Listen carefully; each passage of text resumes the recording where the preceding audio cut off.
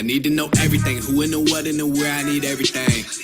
Trust me, I hear what you're saying, but act like it's new what you're telling me. I'm curious, George, I hop in the Porsche, it's 5 and a horse, I'm ready for war, I'm coming for throats, to turn to a ghost, I need to know everything. Now you be surprised at the info you get is by letting them talk, so I'm letting them talk. Gotta keep quiet, maneuver in silence to let them in, chalk up their body, another one body, that's just how it go. I got some secrets, I'm shaking the game so they stay on their toes. Stay in your lane, how to stay on the go. I can't play with the pros and act like a rookie, so they overlook me. They're not double up again, none of their knows, none of them cold. They just got lucky but never adapted, so I'm to the one if it's coming to blows. My enemies cutting it close.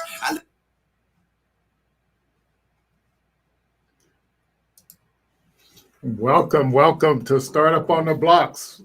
Hey Dale, how are you? Good. Fantastic. I appreciate you coming on tonight, and we are excited about having you on. There's a lot of stuff going on in the entrepreneur and startup ecosystem, and I figured it'd be great to have a guy like you on to kind of share some knowledge. And I'll let you introduce yourself in a minute, but I want to, for the new folks in the audience, I want to kind of give them an idea of what Startup on the Blocks is all about. So I'm going to go over a couple slides real quick so we can pass that information on, and then I'll let you introduce yourself. All righty. So yes, Startup on the Blocks is basically a weekly event that we do where we give founders, entrepreneurs, and people involved in the ecosystem opportunity to come together and network. And we also do, the second hour, we do best practices. And I wanted to give a shout out and thanks to our sponsors for Startup on the Blocks. And one of our founding sponsors is Gulf Power, and then recently we got a donation from the First Bank to support our pitch competition. Our goal is to do 4, but looks like this year we got 2 done, and we're going to start with another one maybe next month or early November there. But we want to thank Innisfree Hotels for sponsoring our first 2 pitch competitions. And our minority chamber and our Pensacola chamber and Small Business Development Center, we appreciate their support. And we want to thank Bantucola with the Black Business Directory and the streaming service that stream our content all out on Facebook, LinkedIn, and Twitter. So we're excited to have them as a partner. And I guess one day we got to get Chris on so he can kind of share a little bit more about what he does. And one of the things we do, we send out a weekly newsletter where we try to connect folks to some of these this $5 billion plus funding that's out there for Black and Brown founders. But we also list information on our newsletter for all founders, and we typically have over a $1 million worth of opportunities and I appreciate all the folks out there applying for those things and participating in the programs that we're actually doing out there. So tonight we have Dr. Dale Gines, and next week we have Ash. And I'll show one more slide. These are some of the mentors we use with our Startup on the Block. So once we typically invite our pitch competition winners into our in-house programs where we do like a pre-accelerator, and we also have some tools that we allow them to use to help them work on their MVPs and just trying to provide them some continued support to move forward. All right, Dale, that's what Startup on the Blocks is all about. So typically, I've been following you and Rodney Sampson for quite a while now. We model everything we do after the guys you've been doing. So just introduce yourself and tell us a little bit about how you got into what you're doing there. Yeah, sure. So, long story short, I grew up and still live in our Black community in Omaha, Nebraska. Roughly 13% of the population is Black in Omaha, where I live. And, we're unfortunately noted as having one of the highest disparities between the Black and white population in the nation. Wow.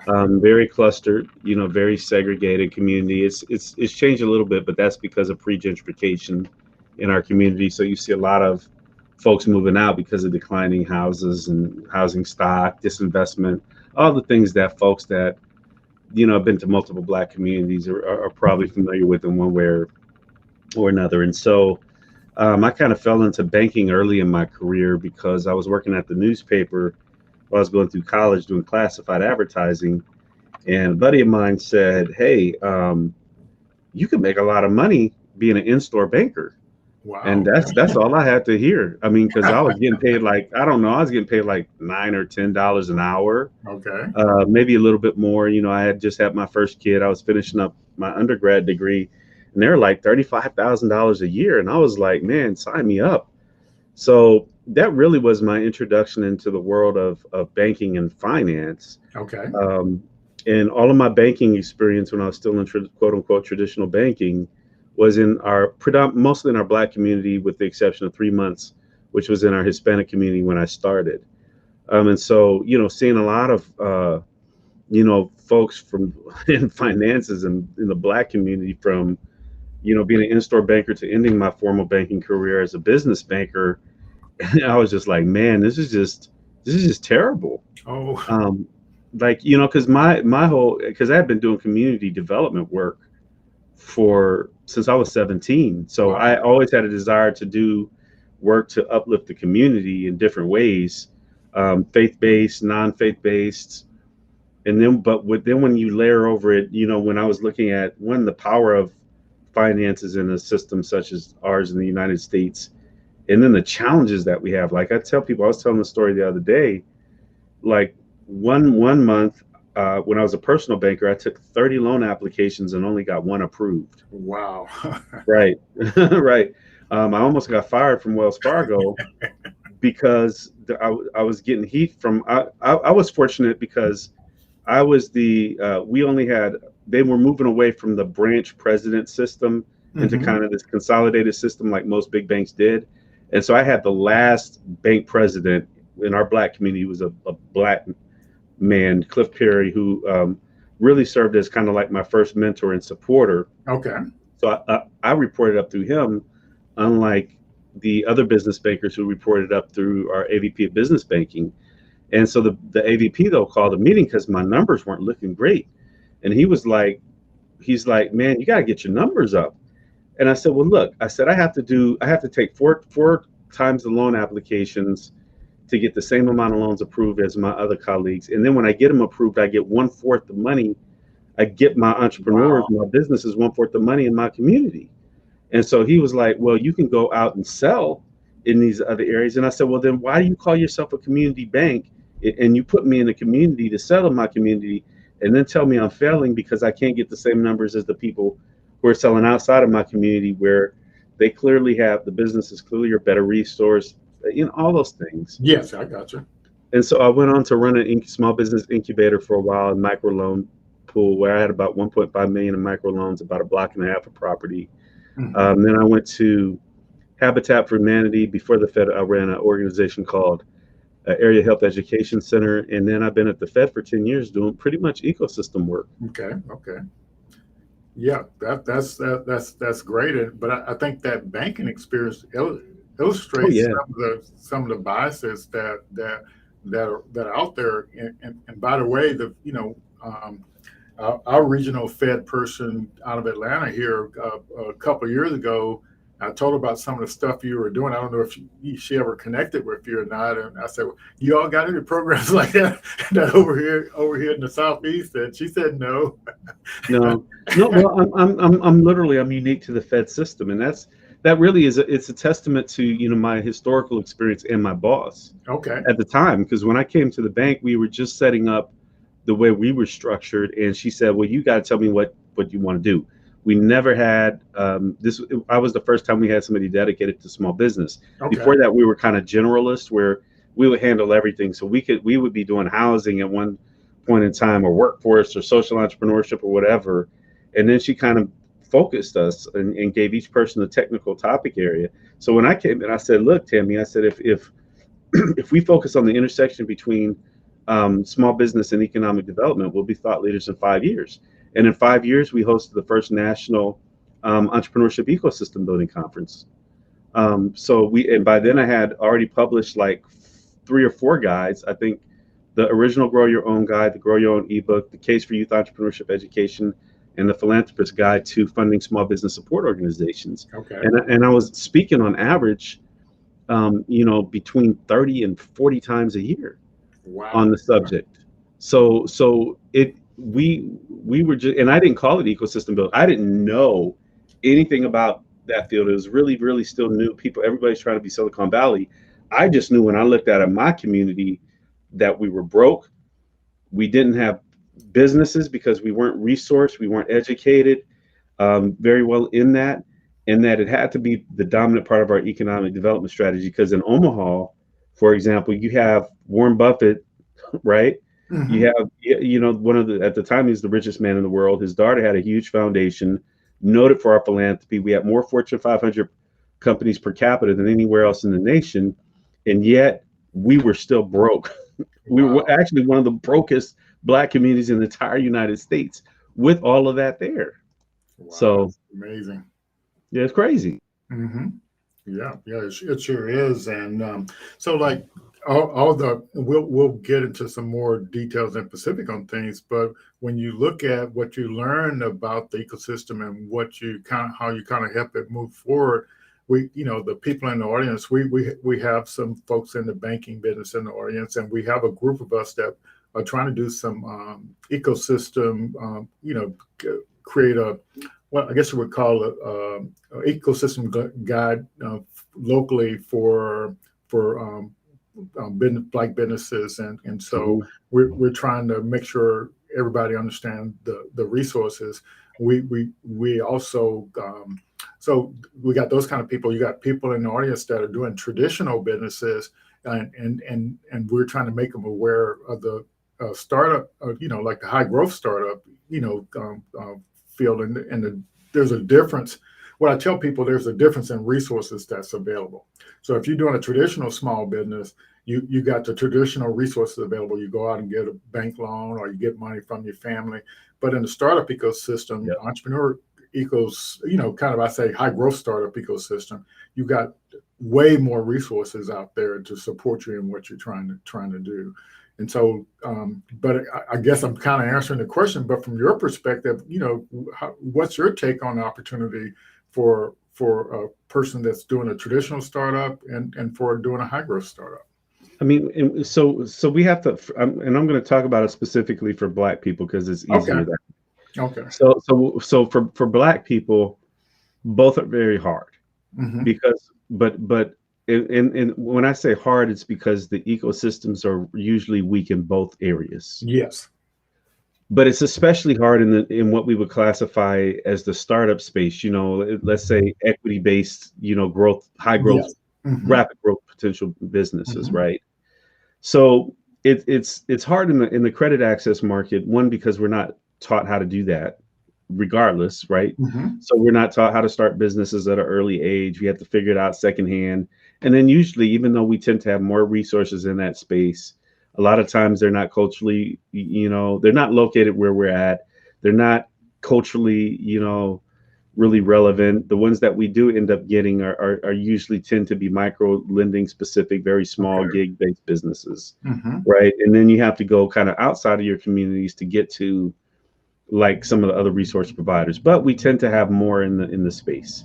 Okay.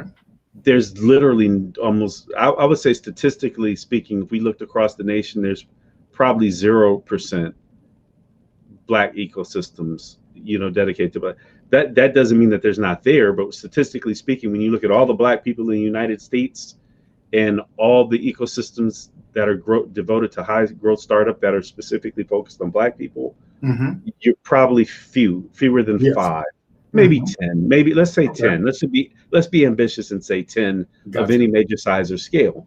Okay.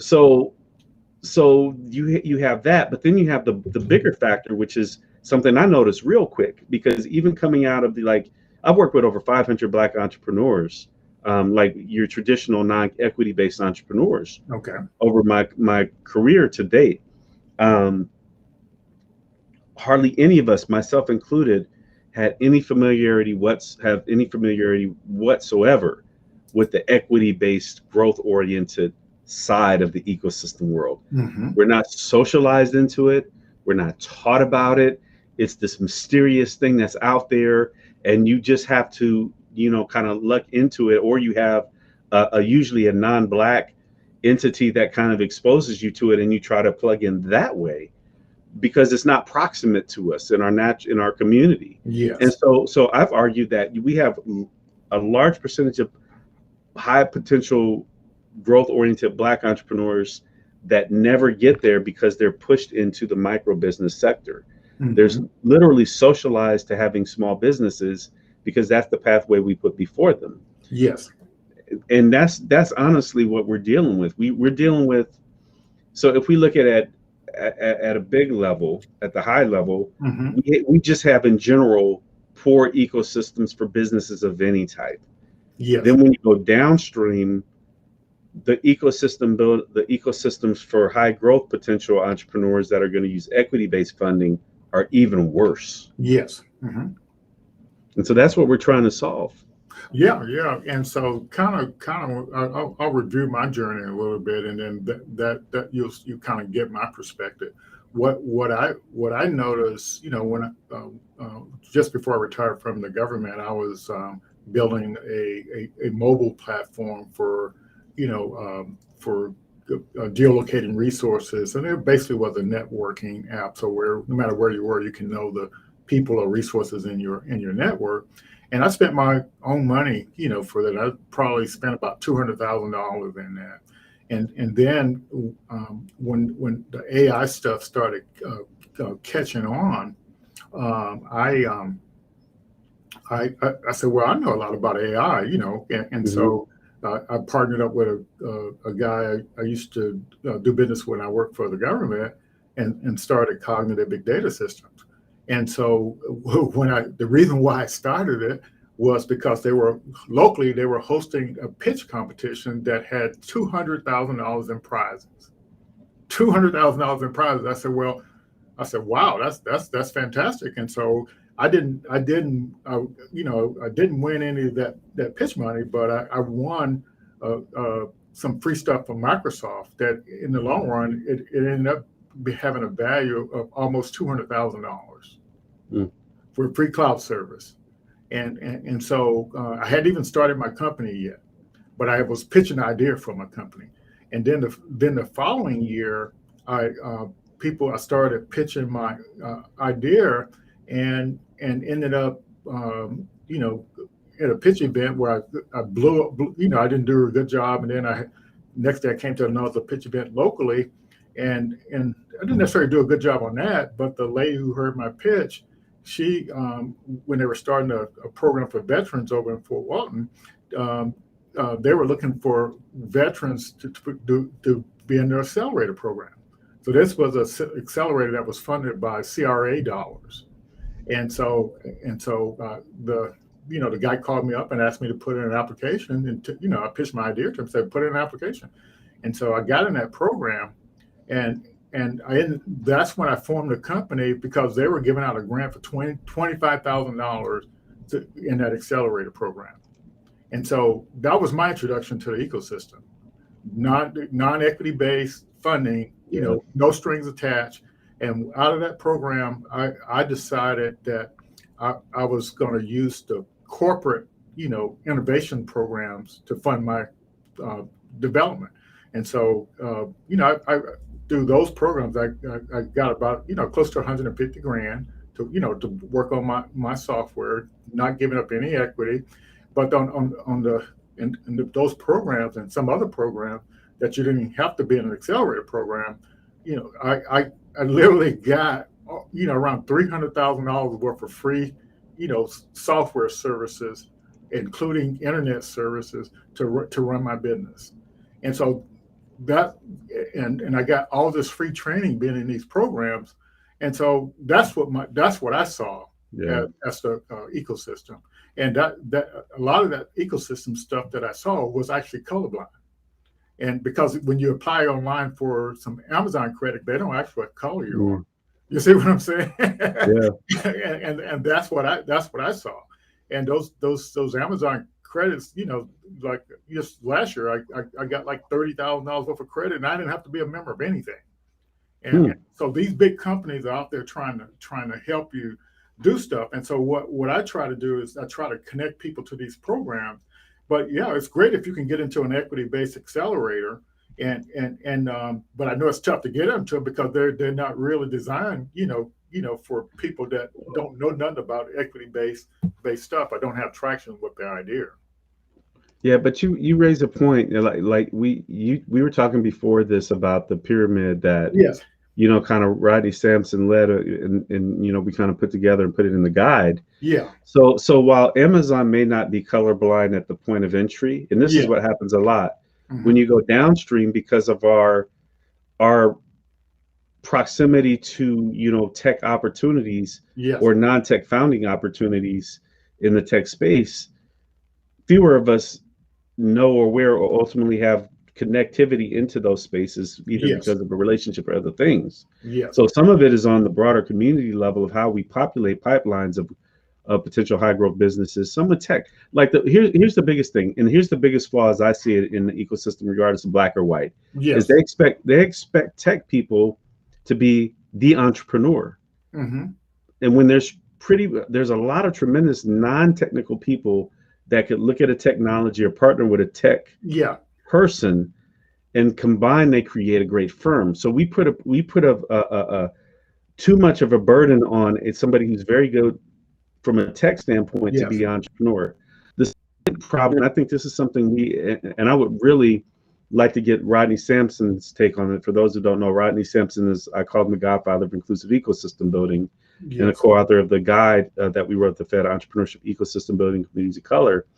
But to me, we still have what I would call a communal problem with the model of idea, build the basis of the idea, go through your levels of funding, ultimately get venture, and then make an exit. Because you go from, and I don't think people understand this. You're essentially saying we were a black business, but now we're not. Right? Like we don't talk about that and the implications of that. So while we may look at it, so on one level, it's great that we build, a very tight group of black wealth for specific people, but I don't ever see a scenario where, people that are getting, angel or venture backed funding will be more than, like, I can't remember the percentage of businesses that they are, but it's actually very, very small. And so what we're saying is, if we don't figure out different ways to look at these models, we can retain black ownership, we can hire more black people, create that kind of synergy between, let's use you for an example. So let's say, I don't know where you're at with your business, but let's say your business just ballooned up and was making like 200 million a year, no questions asked, right? And you were very intentional about bringing other black and brown people into that fold in the pipeline and getting them exposed. Well, there's a point where they're going to start spinning off with their technical skills and the things that you offer them and the things that they're going to see around them to starting their own firm. So you kind of create this virtual cycle of entrepreneurship, right? So if we have a lot of exits, does that still happen? So if I organize an ecosystem and I have 5 black entrepreneurs that go bananas and 20 that don't make it but do other things, which is perfectly fine too, and all 5 of those make an exit, I've enriched those 5 entrepreneurs and maybe their families, but has that really moved the needle in the black community? Right. And so these are the questions. These are the questions that I think we need to really put our heads together and say, okay, how do we organize an ecosystem that really is doing kind of like what happened in Black Wall Street and agreeing with Oklahoma back in the early 1900s, which is really create environments that are recycling dollars, energy, mentorship within a continuous process, so that we become self-contained. And some may make a high profile exit, but the premise is that may be the top of the food chain. But then once we get down to the layers, we're populating every type of black business within the spectrums, going all the way down to gig workers. Yes, and I agree 100%. So, like, I want to mention this. You mentioned about the tech founders. What I found in my experience that in the programs I've been in, and even the guy that came up with the idea for this platform that we're on right now, non-tech founders, Yeah. and so to me, it's the process that you use to build a startup, starting from that idea. And so my whole premise is you teach people the methodology, Yep. and the more people understand that methodology, the more people can be successful in building and creating their business. And I I like your model that you and Rodney created, because if you're not aware of the ecosystem, you can't take advantage of it. and Hmm. and there has to be talent in that ecosystem. So you have to build the black talent, to help you build your black startup. And I think we do have to come up with an approach that allows the black community to actually prosper in this whole approach, to participate in it and instead of being adversely affected by it. Yeah. Yeah. Are you familiar with Catherine Finney and Digital Undivided out of I, Atlanta? I heard the term, but I haven't actually met her. But Yeah. yeah, So I know she's not there anymore. She kind of is doing something else now, but it's still in operations. But the big thing that they did was show the report at like 0.01% or whatever venture capital went to black women. yeah, that's But her. but Oh the yeah, but the I'm but definitely the familiar with that. Yeah, that's but what the, got. but the Yeah, program that she developed was actually really cool, which is really tech entrepreneurship for non-tech founders. And while she was their program was still having them do like I can't remember what it was called, but they had to do the basic design and use like one of the apps, Zappos or something. I don't yeah. know. No, It's the low one that code, no code, low code, no code. yeah, and there Yeah. was stuff to do. It was cultivating that. And so if we think about like, so we really limit our potential to produce kind of like scalable firms. And I'm not talking about necessarily about firms that are going to have high profile exits. I'm just talking Yeah. about good solid businesses, Yes. because if we can get technical people in the room with innovative people who understand business or market opportunities, and allow them to develop and co-create or create a methodology by which we could do that, Yes. then the one thing about black people that we know, if we go back through history, is we are extraordinarily innovative, Yeah. Yeah. because I mean, We had to every be. step of Yeah. the way we've had a world opposed against us, and we Yes. figured out a way to not only survive, Yes. but considering what was being done to us, we have thrived. Yes. So how do we activate that back into the entrepreneurial environment is kind of what should be the main thing that we're trying to consider as we move forward, because you can't solve social justice problems by trying to solve social justice problems with social justice. Yeah. Like Yeah. Yeah. you Yeah. got to have power. You got to have power. Yeah. You got to have an economic base. Like when you go back to I did used to do a presentation called A Brief History of Black Business, all the way back to slavery.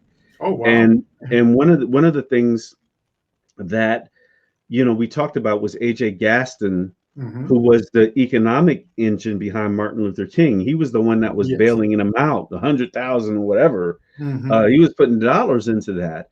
And so we think, okay, King just was out there just doing his thing. And no, he had people with money that backed him. We talk about Black Wall Street. Well, Black Wall genius guy named O.W. Gurley, who saw what was happening in Tulsa with the oil and said, Hmm. I want to buy 40 acres to build it for Black people to build it out. That was literally, and in 15 years, you had what we still consider one of the premier Black, economies in the nation Yeah. till it was destroyed. Oh yeah. Like, and so a lot of, I guess what I'm telling the audience is that a lot of this, like we can talk technical stuff, but a lot of this is actually philosophical, Okay. right? It's a philosophical way that I argue Black people need to begin to view the world, Okay. from the standpoint of looking at the foundations of how our economy works, Yes. which is called a democratic capitalist nation for a reason, the power of the vote and policy, and the power of economics. We've over focused, again, these are my opinions, on the Democratic side to the exclusion of our economic base. And we're seeing the implications of that in our communities. And if you look at it, the greatest threats to us have always been around the economy. Like from the standpoint of even why we were brought to the United States. We were brought to the United States not because people were racist. We were brought to the United States because they could exploit our bodies, put us on a slave stock exchange, and have labor on their balance sheet.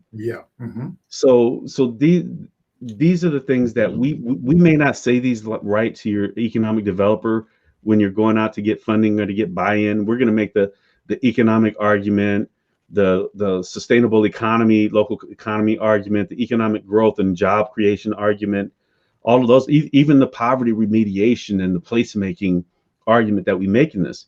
But from my perspective as a Black person growing up in a highly depressed Black community, for me, it is very philosophical. Yes. Yeah. And I agree. And so like last year, I started counting the amount of money that was being set aside for Black and brown founders, mostly Black founders. And, and I stopped counting probably three months ago. And then it got up over, like 5 billion, well over, because I didn't even find everything. I just a little 15 minutes search on the internet. But there was a report came out recently basically saying last year that I think Black founders or Black and brown founders may have been like $1.5 billion in funding. And so even with the money being set aside, you still not seeing it yet, any significant amount in the, And so, but we have to figure out a way to get more. See, that's why I like what you and Rodney are doing and what you're doing, because it says start right where you are, and so from my standpoint, the lean startup methodology provides you with the process to go from an idea and creating value, to get into a minimum viable product. And to me, that is the American dream, starting with an idea. But you got to know how to exercise that idea to create value from it. And so that's kind of what the deal is there. And you were spot on when you said Black people, you're out there working every day and you see what the problems are because you're doing the work. And that is the premise for your startup idea. You see the problem. So now you need to learn the methodology for turning that idea into a product or service. And so the more people we can teach how to do that, the more we can take advantage of the funding that's there. Because until you get some traction, with your idea or validate that your idea, people are willing to pay for something before you build it, you're not going to get the funding to keep creating value. And so that's my message is you learn the methodology, but you also there are a lot of resources out there, but if you don't follow the methodology, you're never going to qualify to get the money, or you're never going to get in the program. You're never going to, but you just have to, you just have to be willing to learn. Yeah, and it's but that's part of the ecosystem, right? So if you look at how in people have broken down the ecosystem into different dimensions, which is you can but for me, I looked at it as kind of a 3 and 3 set of variables that are interconnected. So the 3 are kind of like the entrepreneurial skills, if you will, that either they have or they need to develop, which is their human capital, their ability to be an entrepreneur, their technical skills, their business skills, their social capital, which is their network, both formal and informal, that allows them to get feedback, get access to opportunities through those relationships, get informed, et cetera, through mentors and things like that. Of course, financial capital. Like those are the 3 priority things that make an entrepreneur have the ability to do that work. Yes. The environmental things feed into that, which are your culture, which in the Black community we need to work on, which is your infrastructure, which in most Black communities we definitely need to work on. So infrastructure, talking about digital, physical, streetscaping, placemaking, all those things that make places viable, accessible storefronts, property that is reasonable to be able to get in and start business, and then of course policy. right? Those are all the environmental factors of that entrepreneur, for lack of a better term, that's the Yes. court that they play in, that's the field that they play on, right? Yes. So when we look at those, and we need to step back, and I really like the fact that you mentioned the lean startup methodology, because that's honestly what we need. That's what you're doing with this ecosystem building process here. Is like we think that there is a place for highly funded top down or turnkey framework strategies, like a Rodney would bring in with a OHub, or Yes. another organization may come in and say TechStars or some other orgs like that. But I always say that while those are great and I absolutely support them, there's a lot of on the ground lean startup things that we can do. That's outside of the Fed. That's why I'm working on something called grassroots ecosystem building. Okay. So I'm doing that on my own, based upon my dissertation and some other thoughts. Okay. Because it's like there's a methodology by which we can start these things that you can build with a low, startup rate, test it, adapt, move, scale, versus saying we need all of this to be dropped in at once for it to be effective. Because that's important to our community, but some of our communities just are not going to get the money to be able to do that, as we're seeing, even with all those commitments. Like, because I was doing the same thing you were doing. I had started creating an Excel spreadsheet and saying, okay, so PayPal said they were going to do this much, 500, right, over 500 million. But here's the thing: what I found is, first of all, they don't know how. Most of them don't know how. Second of all, most of that commitment was an internal commitment.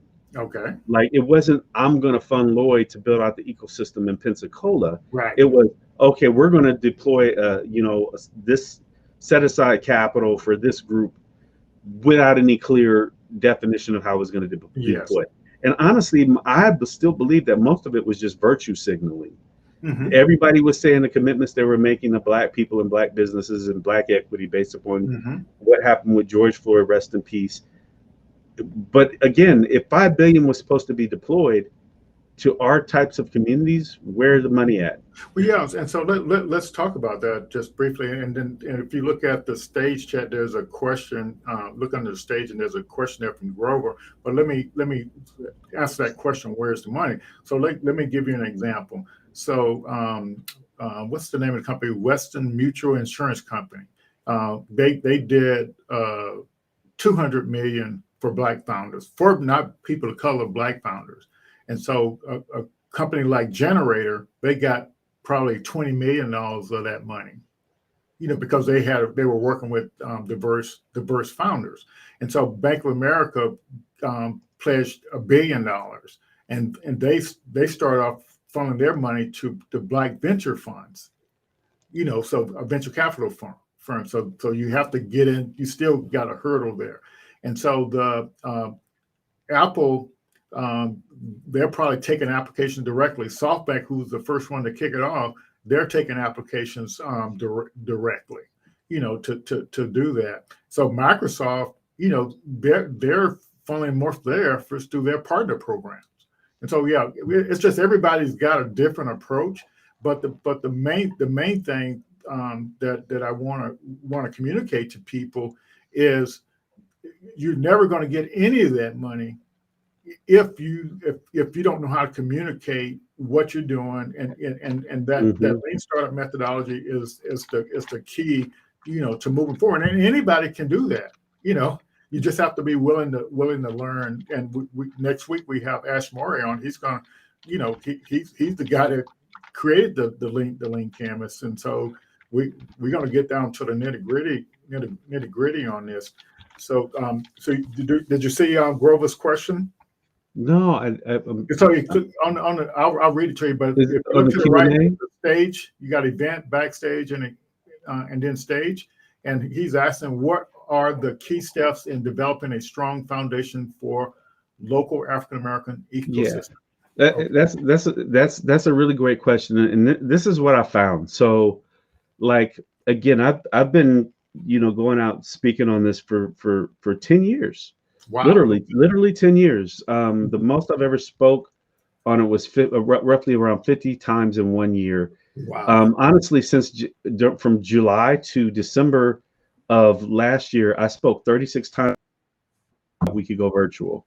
Okay. And most of it was on inclusive ecosystem building. Okay. So I've talked, but when I talk to black communities, this is what happens. So I go out and I lay it down, right? Because I'm a pretty good speaker. Mm-hmm. So I give them the business. I make the argument. I attach it back to kind of our history, the opportunity we have before us, why it's important, and I get a lot of hand claps and people saying, "Yeah, you're right." But what I found was that there was a gap between motivation and actionable Yes. processes, right? So me, because of my unique role at the Fed, I can't go into a community and build it, right? What I can do is exactly what you've all seen me do, which is I can go out and speak and encourage people to think about it, think about how it's done. I can help them get frameworks for how it's done. I can connect them to other people that are doing it, but it has to be on the ground. So Yes.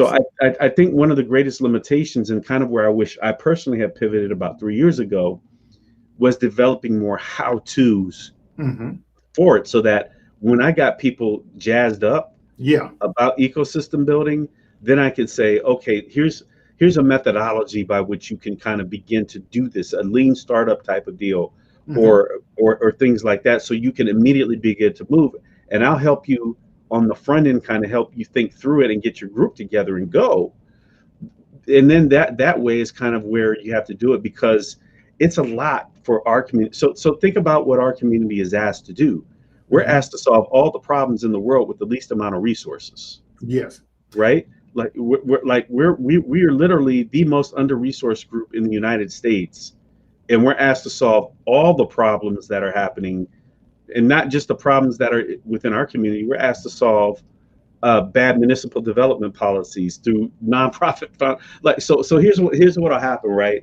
So your city will make the most terrible development strategies for our communities, Mm-hmm. and allocate resources either not at all or allocate them to different areas.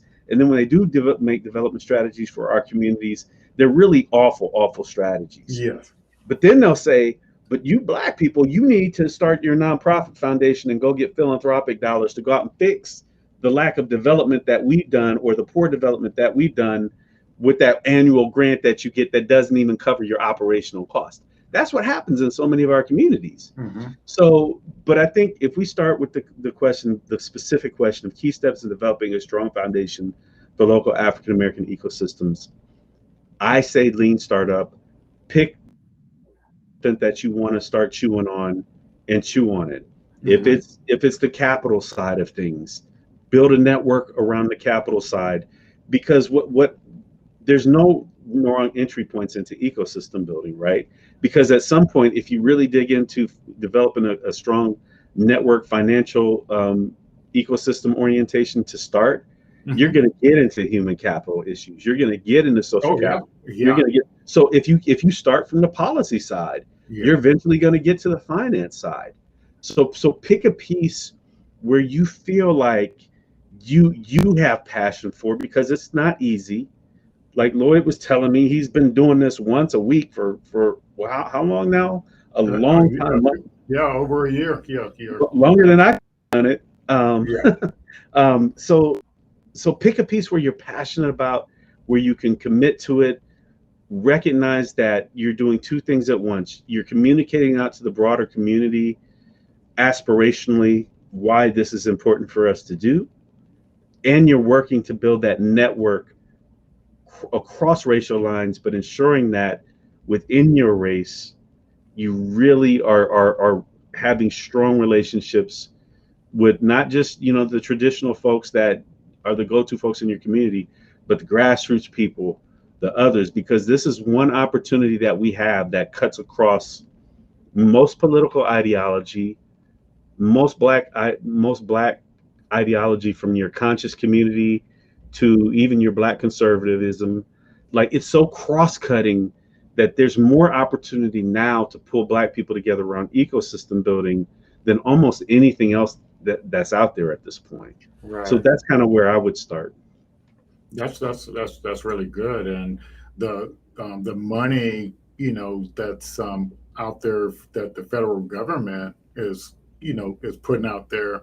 You mentioned the Navigator, SBA Navigator program, And the what I wanted to point out is all this money is just being put out there to support minority-owned businesses. Um, is potentially going to organizations that don't have a clue how to solve the problem, but they're going to organizations that have the capacity to get the money, but the people who know how to solve the problem may not have the capacity to get the money, and so.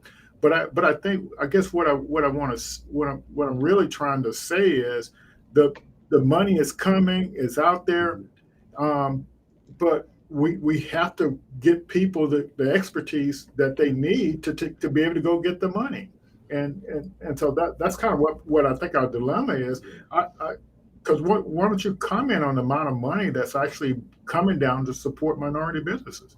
You got America Recovery Plan money. You got SSBCI money. You got the corporate commitments that you've had. You got traditional economic development dollars, if you can access them, that are trying to usually mobilize our communities, and usually they frame it as poverty alleviation versus economic development, but whatever. You have all those things that are there, but this is why ecosystem building is so important, and having a clearly defined plan and process in place where you are collaborative and pulling a network together. Because so if we take away the technical side of it and why it's important, and we go to the political side, what it does is allows you a leverage point into those dollars against other individuals that are going to be trying to claim those dollars. So right now in Omaha, we're really trying to. We got a great new state director of economic development, Black person, first Black man, first time ever in the history of Nebraska, I believe. Same here in Florida. We right? got a Black person. He's the only one that's taken an interest in our community specifically. He put a staff member in, a really great young kid, very talented, right? And we're thinking now, brainstorming on how do we organize to build the ecosystem and pull in the dollars from this art money, because they're talking an astronomical amount of money, like that. If we can even pull like 10% of the $200 million, this is a game changer. The problem is, and this is what I've been explaining to them, we don't have a strong ecosystem. So where do you put that money? And we haven't developed a organized, methodical ecosystem where we can say this is the network of connectivity that if you put the money into here, it'll flow out this way, and this is how it's going to benefit people.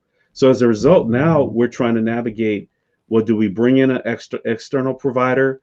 Do we put it into the hands of an existing provider that probably doesn't have the capacity or the focus that we want? Yes. All of those things that if we would have started, even early pandemic on it, we would have been able to make a clear case as to why, okay, $10 million should be dropped on this ecosystem project. And this is how it's going to be disseminated to the entrepreneurs. This is how it's going to be disseminated to the stakeholders. And these are the gaps we need to fill by bringing in other providers. But we relate to the party. So now, but we still have to do it anyway. Because there's always going to be money that's going to be coming down. So we always got to position ourselves to be ready to take care of it. Yes, I got you. Yeah, it looks like Vercel has a question here. What is it? Dale, is there a research project ongoing today that tracks where and how these $5 billion that Lloyd speaks so energetically about? So how do you track that money? If not, is there a great project for the Fed Bank? Is this a great project for the Fed Bank of Kansas City? It's most of the people that I've heard do it have just kind of done it like me and Lloyd. Just were like, let's take a look and kind of see what they're saying and doing. I haven't heard of anybody researching it.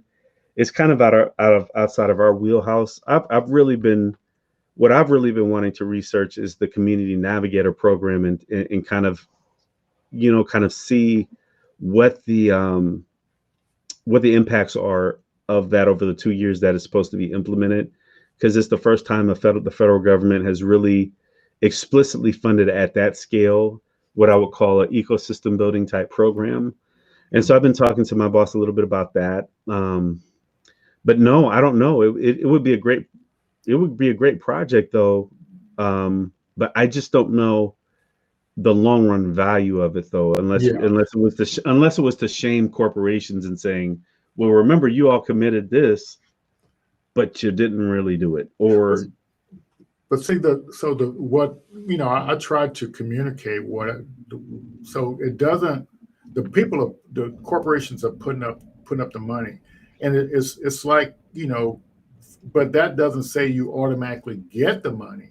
But if you look Yeah. at your responsibility, individual responsibility, if I want to get some of this money, that means I have to have a solid idea that's validated, and I validate it, before I even build it. I do it manually. I go out and get some customers doing it manually, and prove that my idea works. And then once I prove that it's work, if there's money set aside, I will, I apply for it to that way. But see, it doesn't do any good if you don't do what's your individual responsibility is.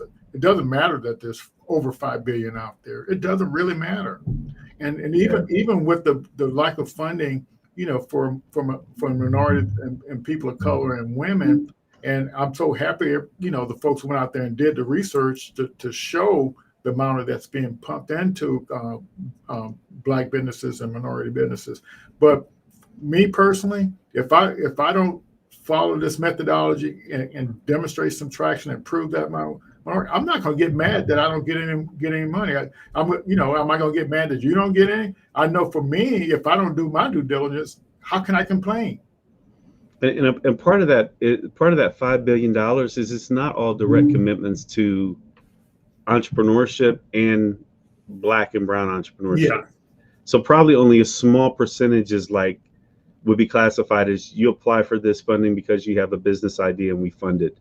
The rest is in their internal programs or funding other organizations to do some of the work. And a lot of that, and one of the other reasons why it would be hard to do research on it is because these are companies that don't have to tell you, right? So it would end up being speculative at best. So you go to MasterCard and say, oh, by the way, what'd you do with the amount of commitment that you had? Well, they don't have to tell you. Mm-hmm. Well, so, I can tell you unequivocally from my experience and what I see there are plenty of programs for Black and brown founders. I see there's plenty of competitions, and I see there's different organizations hosting accelerator programs for Black people. And, and like, for example, Google,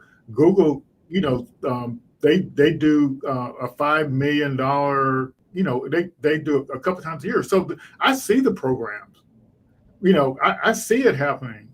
And we put the links to the programs where the money is going. And so I wouldn't really worry about it, like if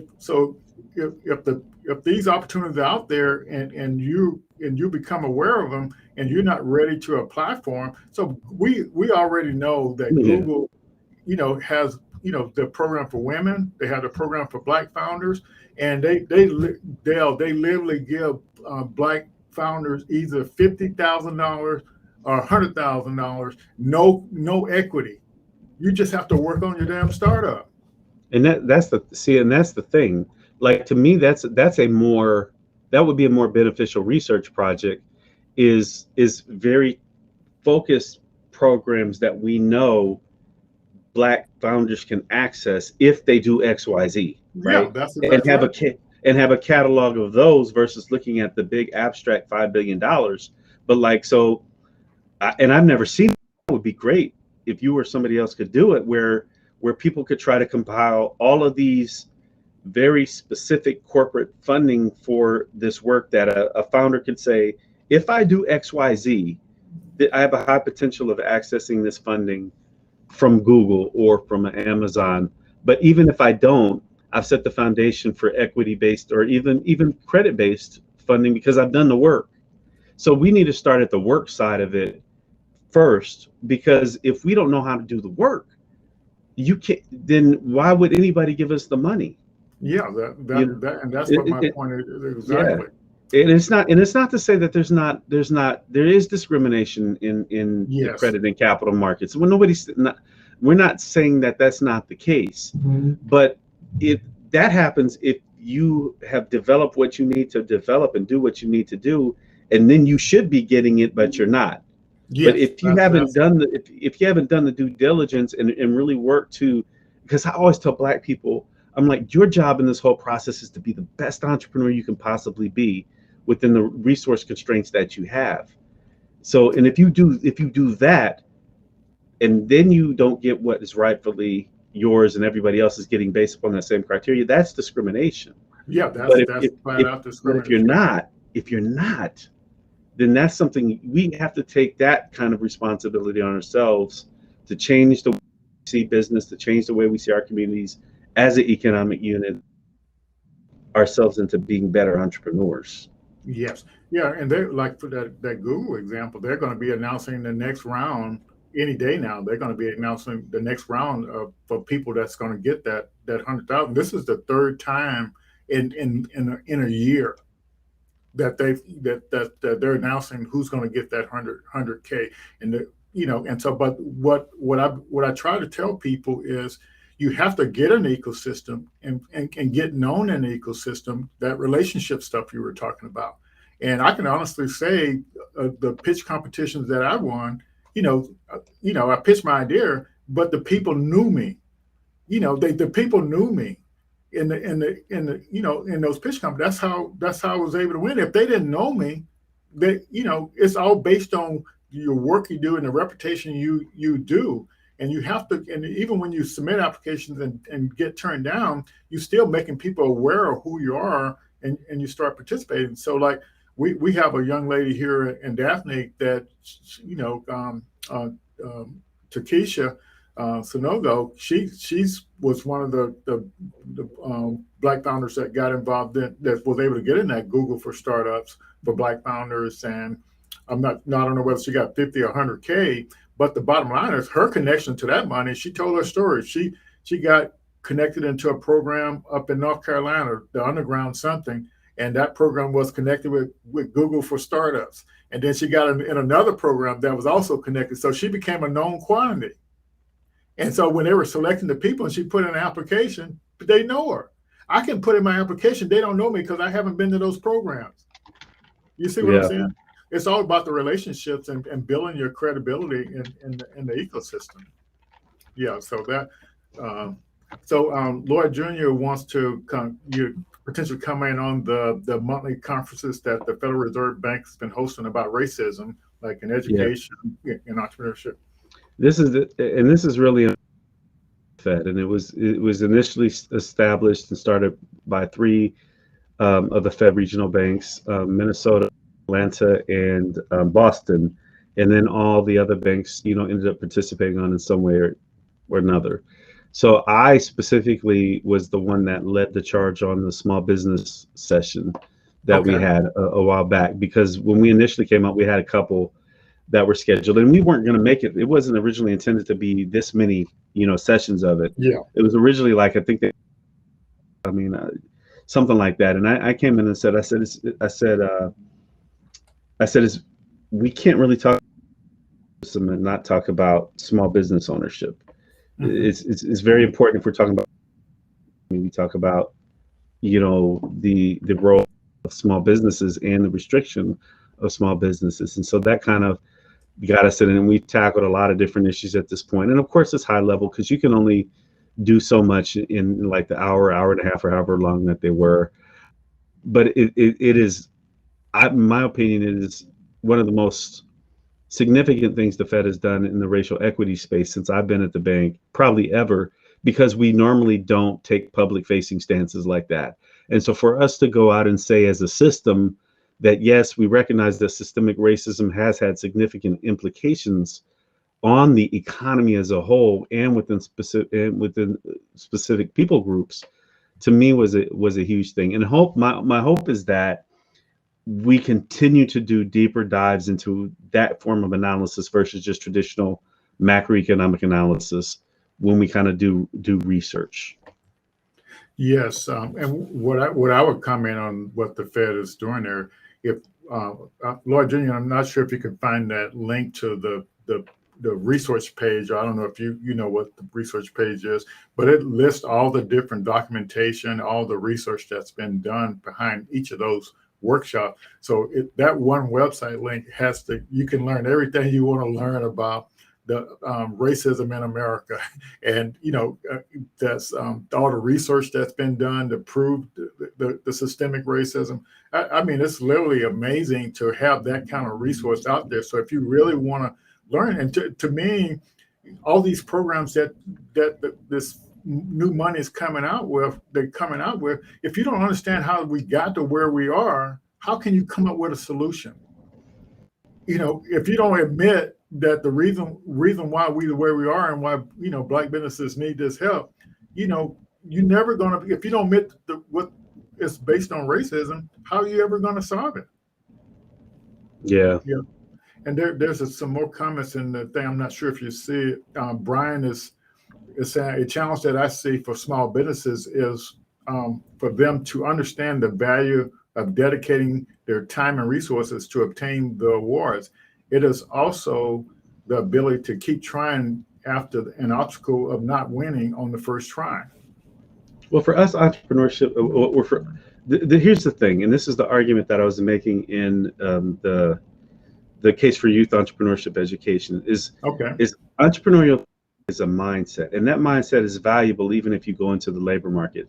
It's valuable because it teaches you how businesses work. It's valuable because it teaches you abstract thinking and critical thinking. It's valuable because it is saying you have to put the pieces together to kind of fail in your business. If you're really working at it, you're going to learn a lot about how things work, regardless of whether you ever have a successful business. And so that's kind of the secondary benefit to our community by really advocating for better and more entrepreneurship. And it's part of something that's embedded in our culture, is that it does all of these secondary things that are very, very beneficial outside of the economic growth that it's going to give us and the independence that it gives us will give us in our Black communities. And so this is why it's important. And it's not, when I say this stuff, I'm not talking about that old, far right, pull them up by their bootstraps. That's not what I'm saying at all. I'm saying we are embedded in a community. That's what an ecosystem is. But that within that community, each of us have a responsibility within that community for ourselves and the community. So entrepreneurship to me and ecosystem building in our communities is actually a communal thing. It's an Ujama thing. It's a I'm going to do this not just for me and to get money, but for me to make money to benefit my community and my family so we can continue to pay it forward. Yes. Mindset. So I want Black excellence in entrepreneurship, not simply to make the next generation of Black millionaires or billionaires, but because they will be part of our community if we do it right. And that will in turn help us all collectively. So I want Black excellence in entrepreneurship. One, because we can be excellent in it.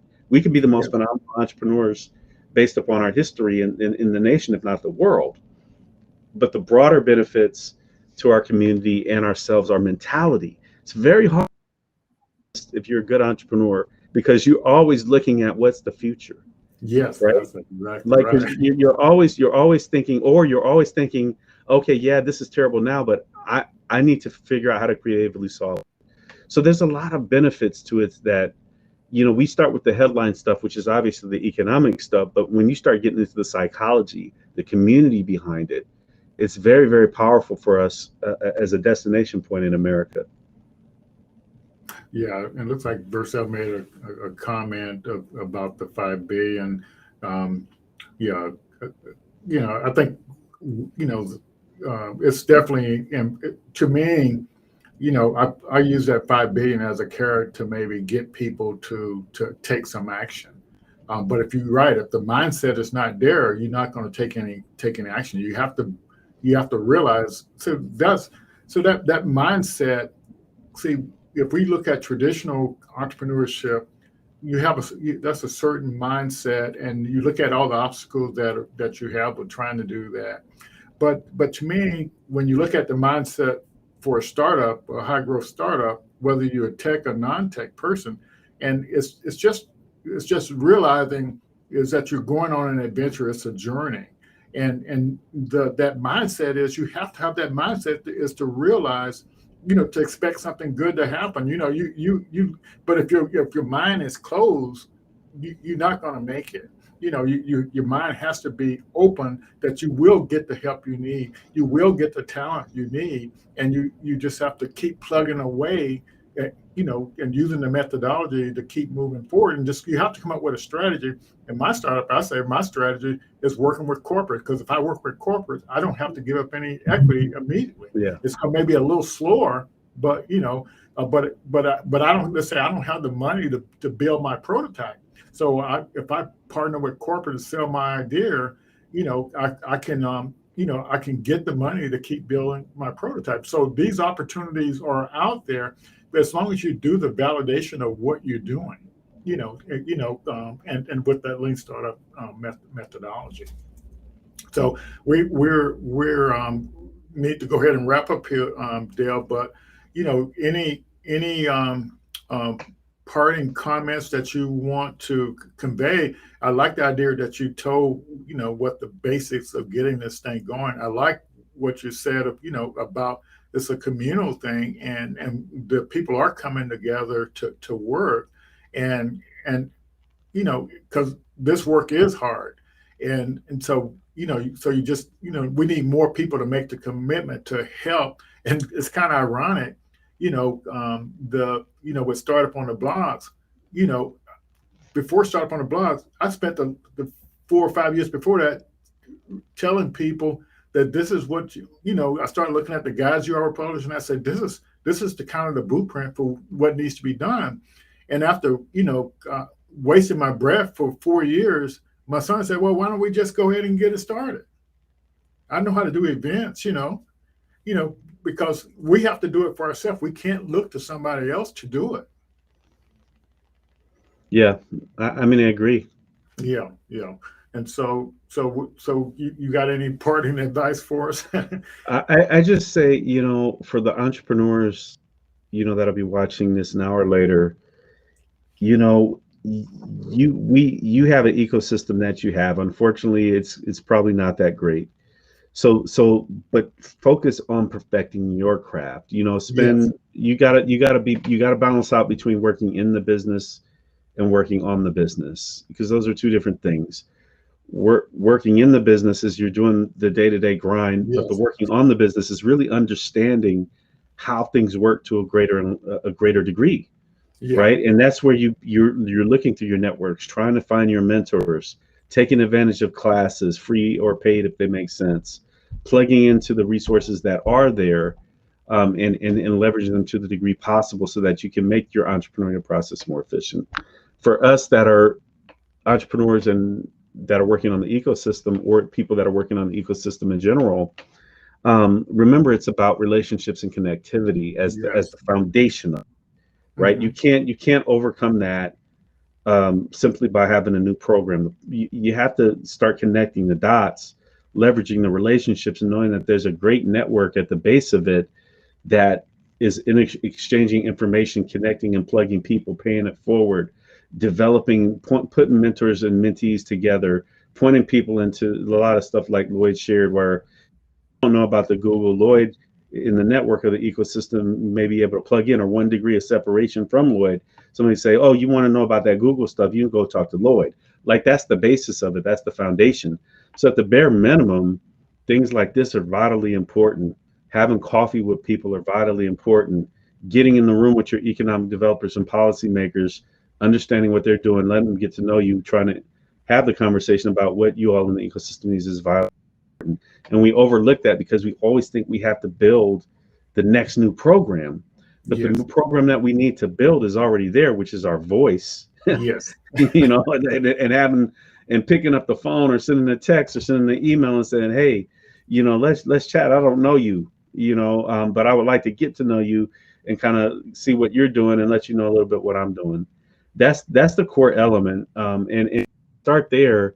And then we start looking at where we do have opportunities to scale things in the ecosystem or build into the gaps. Mm-hmm. Then we do it, but we already have the foundation of relationships. Yeah, so that's kind of what I would like to depart on, and leave you with your audience. Yeah. So I ditto that, and I'm glad you landed there. And networking leads to relationships, and so that's why we want people to, join in what we're doing, so you can literally network and, and limit your chance of getting COVID. And then you can build relationships and get connected to those resources to build your startup. And that's basically it. And so, yeah, I can say honestly, Dale, we appreciate what you're doing. We appreciate you putting the word out there, and I personally admire you for what you're doing, and we're going to keep working down here to make it happen. Leverage the information you're putting together for us, and keep moving forward. All right, appreciate the opportunity. Okay, all righty. So we want to thank all of you all for participating out there, and we want to give Dale a hand of thanks and a shout out. And so y'all connect with Dale on LinkedIn, and he's right out there, and follow him, and you'll learn a lot about ecosystem development. Thanks a lot, Dale. We'll catch you in the future. Thanks for spending some time with us. Sounds good. All right, thank you. Bye, everyone. We'll see you next week for chatting with Ash Maria, and get into the key details of the Lean Startup methodology. And we're also going to learn a lot about his platform for leading you through that Lean Startup methodology. So don't miss next week. We definitely want to help you move forward and what you're doing. Thank you all for chiming in tonight. See everybody next week. Bye-bye.